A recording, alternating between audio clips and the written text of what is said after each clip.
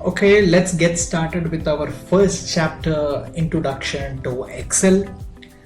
In this chapter, I will show you how to start Microsoft Excel and what are the uses of it and how you can start the Microsoft application on your system and what are the different options available and so on. So stay connected until the end of this video to get to know about Microsoft Excel. Before you get started with Microsoft Excel, you should go to the Start option here and type Excel. So when you type on Excel, if you have already the Microsoft Excel application installed in your system, it will display the best match option here. When you select that, it opens up a Microsoft application for you. So this is how the starting screen looks like when Microsoft application is opening. And once you open, so it displays the different options here to get started with. You will see a blank workbook and the different templates that have already been installed along with the software. So to get started with the application, let me take with the first blank workbook. Before we get started into the Microsoft application, let me tell you what is Excel. See, Excel is a software program created by Microsoft, and it allows users to organize and format the data as well as make calculations using various inbuilt formulas and functions. Now, where do we use Excel for? So mainly Excel, you can use it to store, analyze and report large amounts of data. If I want to say, it is commonly used among financial people, but it's also used by other professionals who work with large data sets. So again, like Excel is mainly used for entering and storing data as well as for people who want to keep track of their household expenditure or any other usage they want to have. When Excel has different formats to save. Now, what are the different formats of saving the Excel file? See, Excel has the different file types. One is .xls, .xlsx, .xlsm and .xlsb. Now, how you can see that is, you can go to File tab here, click on Save, and when you click on Save, so it opens up the Save As dialog box like this. So the option that you are able to see here with the different drop-down options as Save As Type, when you click on that, you will be able to see all the file types that I have just mentioned: XLSX, XLSM, XLSB, XLS. Now, XLS, this extension is the most common and default type in the spreadsheet generated with Microsoft Office. Prior to Excel 2007, the file extension was XLS. So this file refers to a file which contains all the types of information, including data, formats, and graphics, and etc. So in XLSX, this is used by spreadsheet files generated with the Excel version 2007 onwards.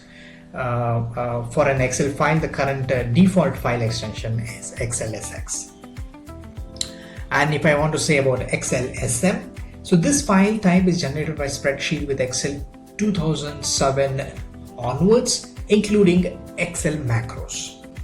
So with the help of this extension, it's easy to establish that the file contains a macro, mainly due to security reasons and for protecting a file with computer viruses, malicious macros, infecting computers, etc. This version came into existence. And lastly, XLSB. So if Excel files contain a large amount of data or information, this file extension type fully supports in the compression process, saving or opening, etc. So an Excel file which contains a large amount of data takes a lot of time in opening and processing that file. Now sometimes while opening it gets hanged and frequently crashes.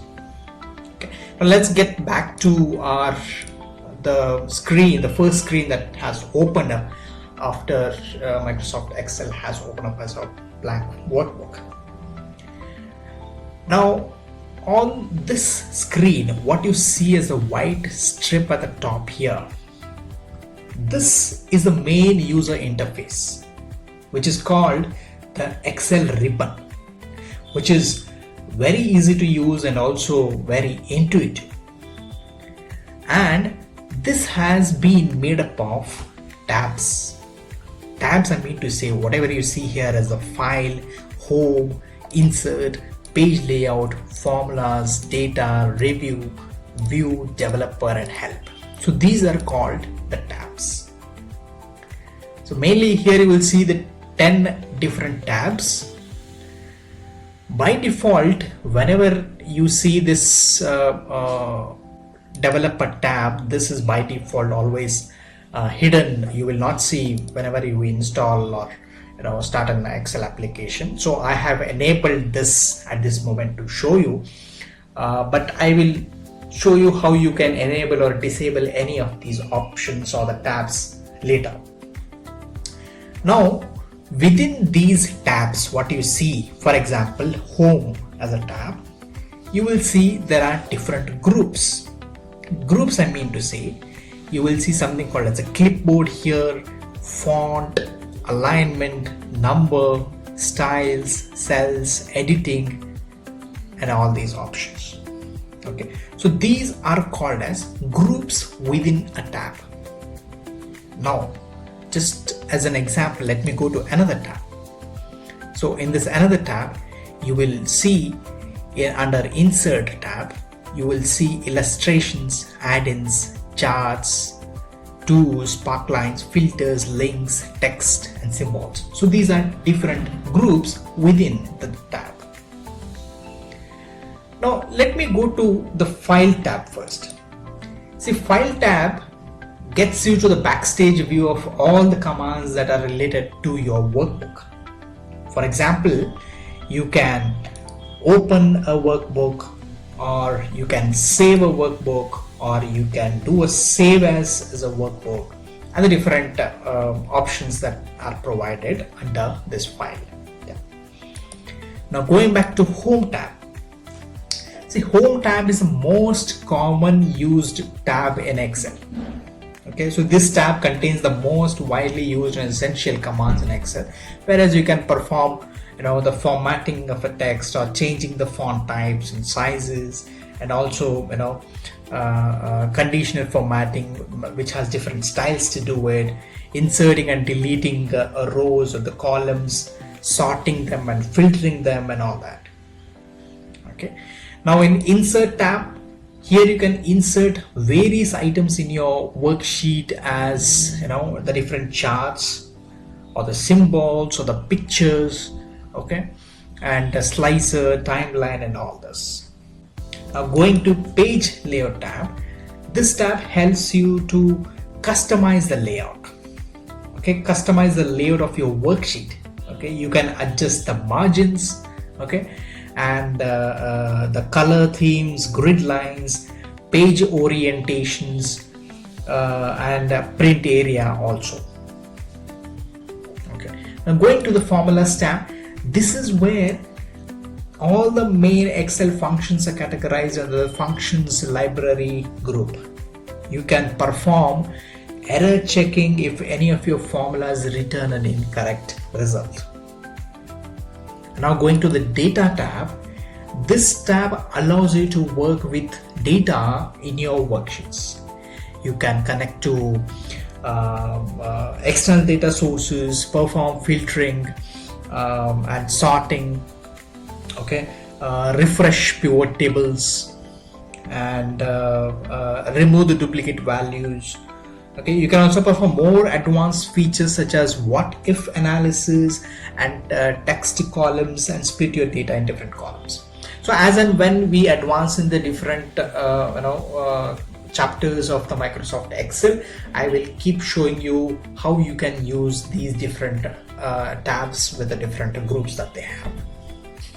And now going to the next review tab, here you can do the spell checks, okay, and access the thesaurus and add comments and notes, translate all languages, okay, and protect your worksheet and workbook. Okay, the main purpose of this tab is to protect the data integrity. Now going to the next tab, which is the view tab. This tab allows you to control how you view the worksheet. You can turn on or off the grid lines. Okay, just to show you an example. So if I just uncheck the grid lines checkbox here, you will see all of the grid lines were not displayed now. So when I again just click on that, you will see the grid lines here displayed. Okay, you can also switch the headings, switch on and off the headings. For example, if I just switched off, you will not see the row and column headings here. And lastly, going to the help tab, this tab gives you the options to seek support from the Microsoft, and also you can give a feedback to the Microsoft option as well. And lastly, going to the developer tab, as I mentioned earlier, there is a hidden tab which you can unlock called developer. I'll show you how to unlock this tab later. However, I will show mainly why this tab is used. Okay, you will use this developer tab to record and create macros. Okay, so how you can do that is, it has an environment or an editor that I can show you here. If you just click on the Visual Basic environment, so this is the environment where you will start writing your scripts and for making different operations and all that. Okay, so this was a very detailed explanation of what is a ribbon and what are the different tabs and the groups. Now this ribbon can be collapsed also. How you can do that? Are you able to see an arrow here at the right end? Okay, so where it is also displaying collapse the ribbon. So when I just click on that, so you will not be able to see the ribbon again. So now how do I re-enable the ribbon is, click on any of the tabs here. Again, you will see a pin icon here. Just click on that. When you click on that, again your ribbon is back to its normal position. Or otherwise, you can also do it other way. You do a right mouse click button on any position on the ribbon. When I do a right click, you will also see an option here called as a collapse the ribbon. So when I click on the collapse the ribbon, so again my ribbon is turned on. So I have to re-enable it again. Click on any of the tabs, click on pin this ribbon. Okay, so that's about how you can hide or show the ribbon. And another thing that you can also do is, you can also customize the ribbon. Okay, what do I mean by customization is, you will see an option here called as the customizing the ribbon. So when I just click on this,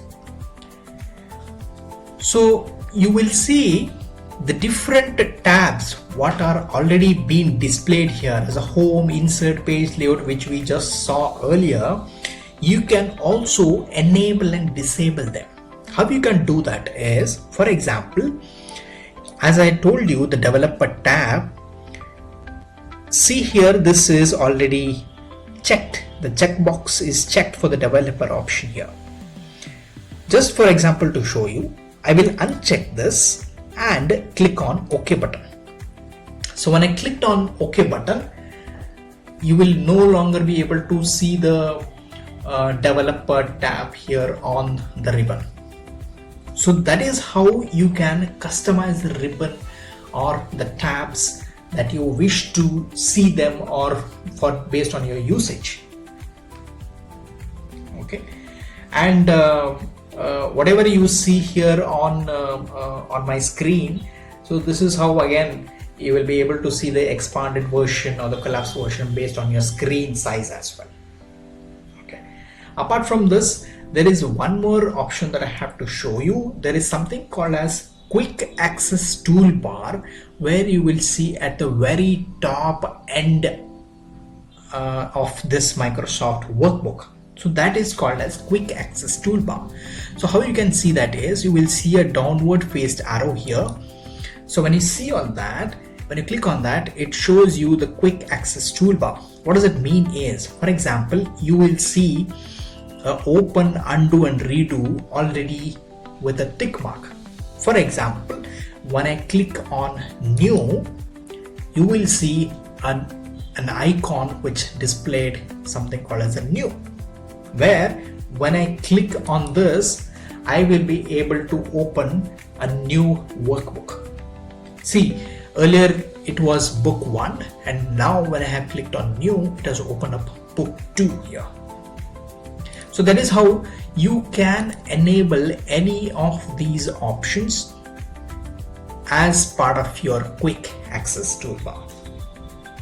So this is about quick access toolbar, and how you can add any of the options. Is go to the more commands here, and you go to more commands. So your quick access toolbar is here.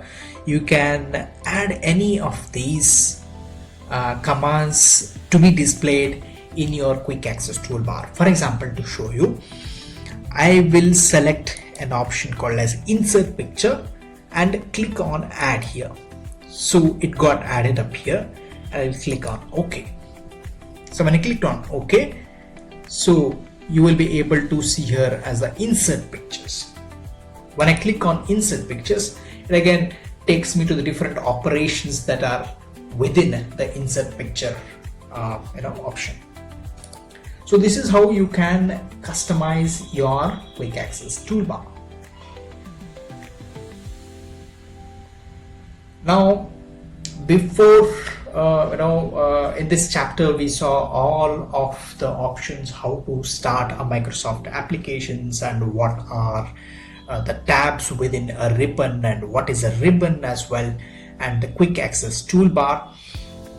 Before we get in deep with the Microsoft application, so please start using your Microsoft application, and in the next chapters, in the next video, I'll come up with different options within the Microsoft Excel, what are the different data types and how you can use them, and we will also start building up smaller Excel exercises, how you can use them and how you can create an Excel file, or how you can save them. Okay, so we'll start using in the next chapters ahead. I hope this introduction to Microsoft Excel was very helpful for you. So stay connected until my next chapter or the next video that I will come up with. So stay tuned until the next video. Thank you for watching. See you in the next video.